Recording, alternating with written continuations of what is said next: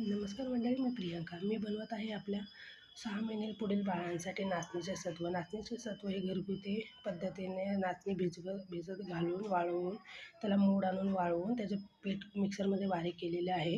हे बाळासाठी खूप पौष्टिक असते, ज्याच्यामध्ये कॅल्शियम रिच हे फूड आहे.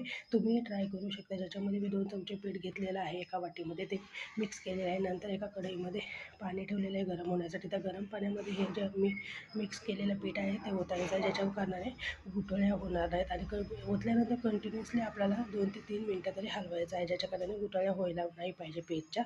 असं हलवल्यानंतर एकजीव झाल्यानंतर तुम्ही बारीक गॅसवर सोडू शकता.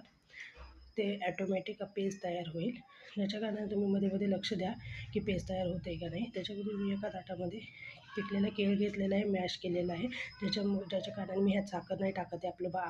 माझं जे बाळ आहे ते 8 महिन्यांचं आहे, त्याच्यामुळे त्याच्यामध्ये नाचणीची पेस्ट मिक्स केलेलं आहे. वरून 1 चमचा तूप मी देखील टाकलेला आहे, ज्याच्यामुळे बाळाला हे पौष्टिक फूड मिळेल. हा सकाळचा ब्रेकफास्ट आहे बाळाचा. आणि बाळ बघू शकता तुम्ही किती आवडीने हे फूड, हे जी मी नाचणीची पेस्ट बनवली आहे ते खात आहे. बाळाला पण खूप छान लागत आहे. याच्यामध्ये केळ टाकलेलं आहे, ज्याच्या कारणाने त्याला तर तुम्हाला काही गोड होण्यासाठी साखर वगैरे टाकण्याची गरज नाही आहे. केळ नसेल तर तुम्ही खजुराचा पण वापर करू शकता. हे बघा, बाळ किती छान पद्धतीने खात आहे आणि बाळ हॅपी तर आपण हॅपी.